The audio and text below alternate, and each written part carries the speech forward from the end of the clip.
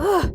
Why wasn't this jerk opening the door? I carried on with my thudding until my hands hurt. So it seemed like she'd gone already. What a sly fox! So the woman who lives here is my mom's friend, Carol. My mom, being the kind-hearted person she is, lent her some money to get herself out of a tricky situation. The problem being that Carol hasn't paid it back, and now she was ghosting my mom. Do you know what the worst part is? That money was for my college fund. Fueled with rage, I kicked the air to release my anger. But, oops, I watched in horror as a pebble flew through the air in slow-mo, then hit a car window. Oh dear! Swallowing my fear, I snuck closer to the car to inspect how bad the damage was. Suddenly, the car door opened and 2 thugs stepped out. I tried to stay calm, apologized, and offered them some money as compensation. Unexpectedly, these guys grinned. Okay, sweetheart. If you want to make up for it, then follow us. Just like that, one of them grabbed my wrist and pulled me away. Ugh, as if they were going to harm a defenseless girl. But too bad for these 2 doofuses. They're actually looking at a Taekwondo black belt master here. I was about to throw an axe kick when suddenly a guy appeared out of nowhere. Don't worry, I'll take care of it. Before I had time to blink, he lunged at the guys like a warrior and ended up beaten black and blue. Really? Who's rescuing whom now? Without hesitation, I threw a few kicks that made the 2 thugs turn pale. They ran back to their car, and when they were out of my kicking range, they turned their heads and sarcastically said, "We spared you this once. Oh, and choose a better boyfriend next time." I looked down to see the pathetic guy writhing on the ground. Oh yeah, I'd almost forgotten about him. He was pretty useless in a fight, but hey, at least he tried to help me. So I took him to a nearby medical station to bandage the wound. His name's Tyler. He's skinny, but yeah, pretty heroic, I must say. He still seemed to be in pain, so I offered him a ride home, but he quickly refused. Okay, fine. He must have been scared off by how fierce I appeared to be. Yet, as soon as I turned my back to walk away... Wait, something's wrong with my phone. What now? Your number isn't in it. Man, it's 2022 already, and he's still using that outdated pickup line? Still, I burst out laughing, then put my number in his phone. After that, we started messaging every day. He sent the cutest memes, and it made me feel good. To be honest, I know I can be kinda intimidating, so having a sweet guy like Tyler take an interest in me made my heart flutter a little bit. And there's no denying that he's cute. A real softie. Well, he is a music school student. A legit singer-songwriter to watch out for in the future. And so, we became a couple. However, it didn't take long for me to realize that there was something very strange about this guy. I mean, 100% of our dates were at fast food restaurants, and while I was ordering a Coke, Tyler would ask the staff for an extra cup and ice. I still remember how surprised I was when I first saw him surreptitiously pull out a bottle of dark-colored water from his pocket. Oh, but you're not meant to bring outside drinks in. Don't worry, this is black coffee. It's basically the same color as Coke, so no one will know. Huh? Did I hear him wrong? Turns out I didn't, as this became a regular occurrence whenever we were out to eat. But that's not all. On a rare occasion, we went for a fruit salad with burrata cheese. I almost choked on my food when Tyler took out a container of yogurt and tipped all the fruit on the plate in it. And here comes fruit yogurt, but I'll put it away for later. It's not so right to eat this here, isn't it? Then one day, when it was our 3rd-month anniversary, Tyler said he was going to take me to this amazing French restaurant. Wow, I was so excited as he finally broke his rules. But turns out, it was just going to be another typical Tyler date. Things had gone wrong since the first minutes. When he parked up, he started searching his car for change. He even made me look down the side of the seat. Why, you ask? All 'cause the meter was $2.90, but he didn't want to pay $3 and lose a dime. Seriously, a dime! He ran off to find it and left me sitting there alone and hungry for 20 minutes. When he returned, he had this huge grin on his face as he waved the dime in my face. Oh boy, I was so mad. You're probably thinking it couldn't get any worse than that, right? Wrong. Not only did he order a starter as a main dish, but he also asked if there's a discount if he didn't get dressing on his salad. After eating, he rushed off to the restroom and left me with his wallet to pay. He arrived back just as I was about to tip the waiter $10. Seeing this, Tyler leapt across the table, grabbed the $10, and switched it for a nickel. Yes, I repeat, a nickel. Meanwhile, the surprised waiter sarcastically said, "Sir, thank you very much for my nickel tip." The customers close by all tutted at us. I sunk down into my seat, willing for it to swallow me up. Jeez, this was so humiliating. No surprise, I was in a bad mood as we left the restaurant. I was so annoyed I couldn't even look at him. He tried taking my arm and asked me what was wrong. Flinching away from him, I said, "Seriously? Do you even have to ask?" At that moment, a luxury car pulled up alongside us. The car window lowered, and OMG!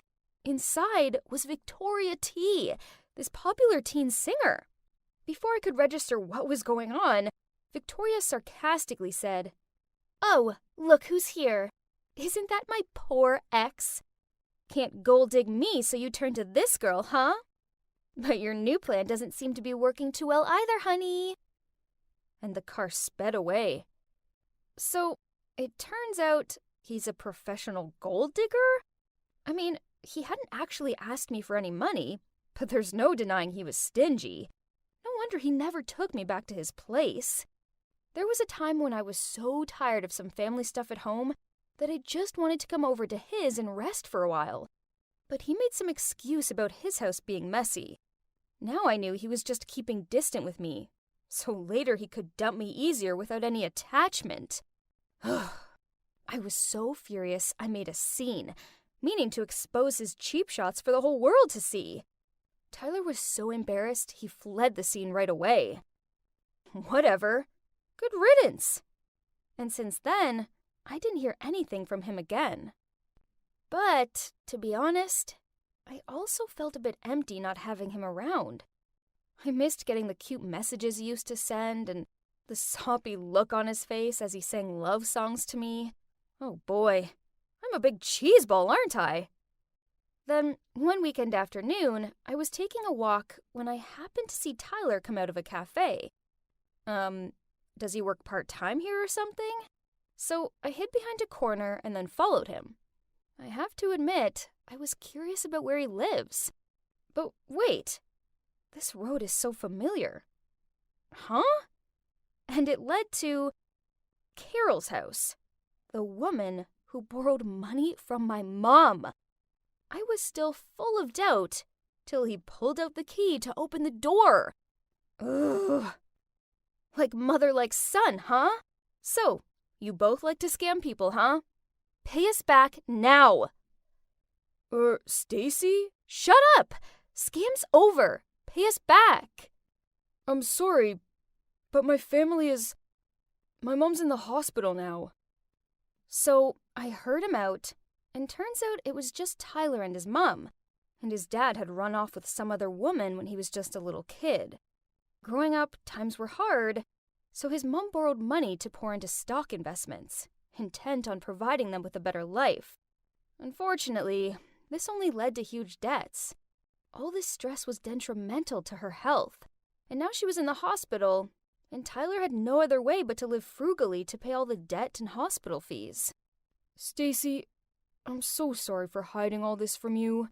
I'll try my best to work to be debt-free and make it up to you. Oh my heart fell hearing Tyler say that. All the angst just disappeared. Instead, I pulled him in for a big hug. He was a doofus, and he was my doofus, and I wasn't going to risk losing him again. On my way home, I kept thinking about ways in which I could help Tyler. Suddenly, the wind blew a poster across my foot. A city's television singing competition, with the prize up to $20,000.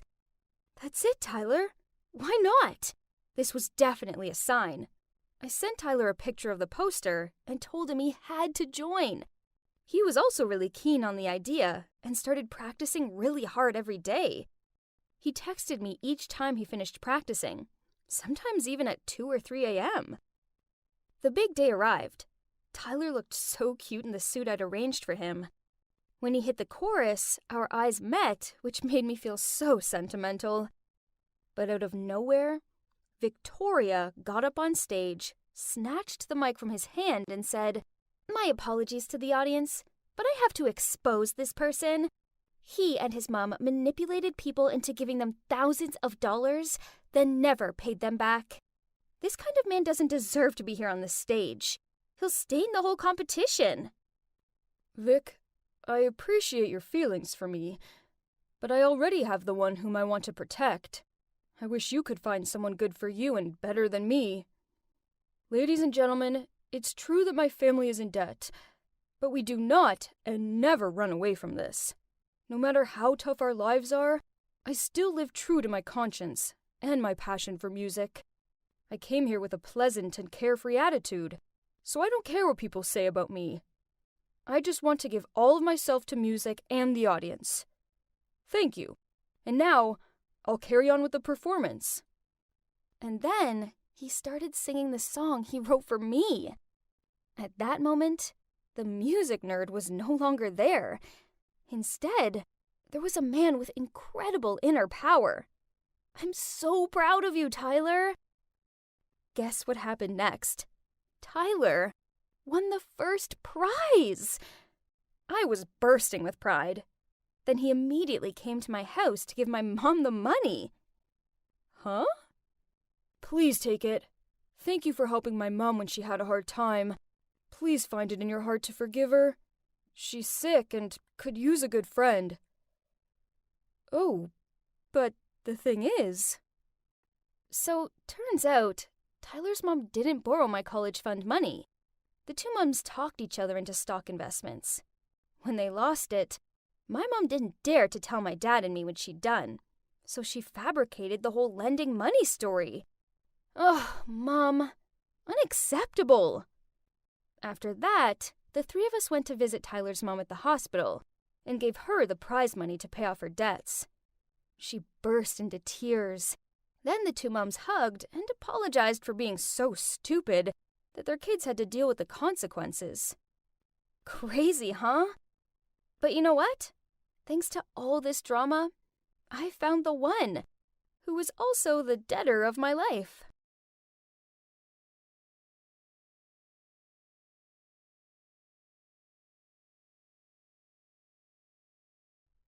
This must be Nymphalidae.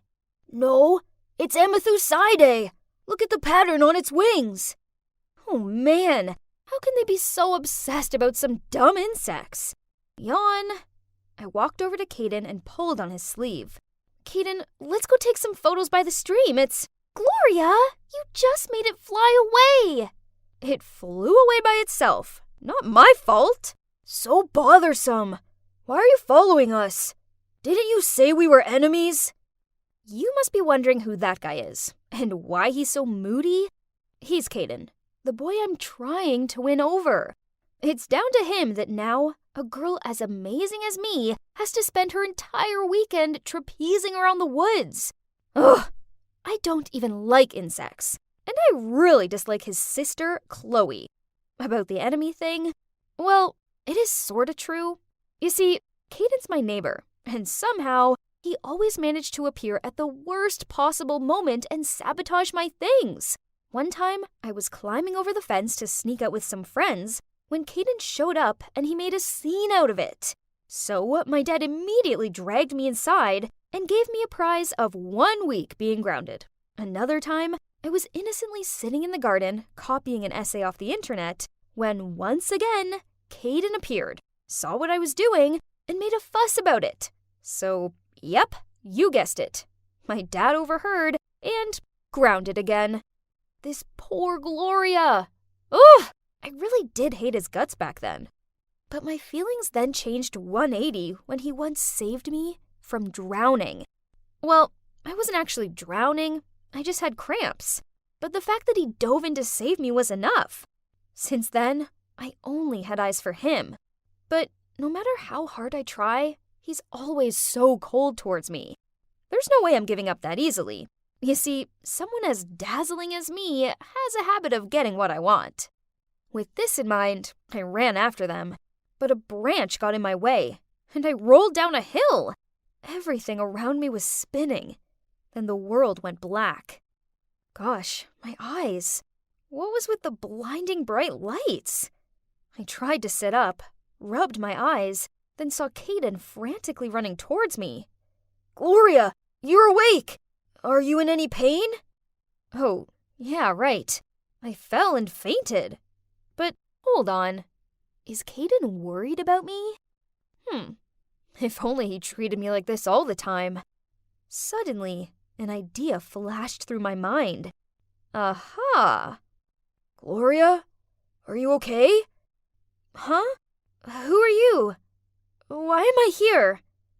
Caden panicked and ran to find a doctor, while Chloe rushed over to me. "You seriously don't remember us?" I pretended to be so surprised, eyes open wide, and asked who Chloe was. Then the doctor came in. After a few tests, he said there was no severe injury, but I must have been suffering from short-term memory loss. Of course, my acting skills were Hollywood level. And no surprises, since then, Caden's attitude towards me was so different. No more moodiness. Instead, he was so sweet. So this whole pretending thing is totally worth it. I just had one gate to pass. That devious girl Chloe. Anyone confident to do last week's routine? This will go in your favor towards the lineup evaluation. No way was I going to miss this opportunity, so I immediately raised my hand. After successfully completing the dance, everyone praised me. Except for Chloe. She stared at me and said, don't you have amnesia, Gloria? How do you still remember this dance?" Oops, I forgot about the losing my memory part. Well, I watched the dance clip online and stayed up all night practicing, as I don't want to be the black sheep of our team. Chloe still stared at me, but didn't say anything more. Phew, that was a close one. I'll have to be more careful from now on. The next day, I was putting my books away when suddenly Chloe ran over, put her arm around my shoulders, and excitedly said, "Hey, bestie, we're still going to the mall this afternoon?" Huh? What for? Oh, I forgot. You don't remember anything. Last week you promised to take me to pick out a birthday present. Tomorrow's my birthday, so I'll meet you by the school gates after the last bell, okay? What? What is she doing? We weren't friends, and I never agreed to buy her anything. She was just trying to get a gift out of me. Ugh! But since I was supposed to have amnesia, I couldn't expose her either. Ugh! How frustrating! Trust her to pick the most expensive dress in the shop. I laughed through my tears when I saw the price tag. A whopping $150! But that's not all, as when we were leaving the mall, suddenly Chloe turned to look at me and pulled off her fake smile again. "Hey, Gloria, do this with your face. I'll make a TikTok video for you." Then she showed me the phone. Huh? What is this? They're all ugly faces. I quickly waved my hand. No way! They look gross! What? That's cute! These are all the videos you sent me the other day and told me to film it for you. Then Chloe held up her phone, and I had no choice but to do so. Gosh, I was no different from a puppet in her hands. Worse, the video quickly went viral throughout the school, and now, every time people see me, they'll imitate those silly moves and burst into laughter. Ugh! That obnoxious Chloe! Why does she keep on putting my life through hell?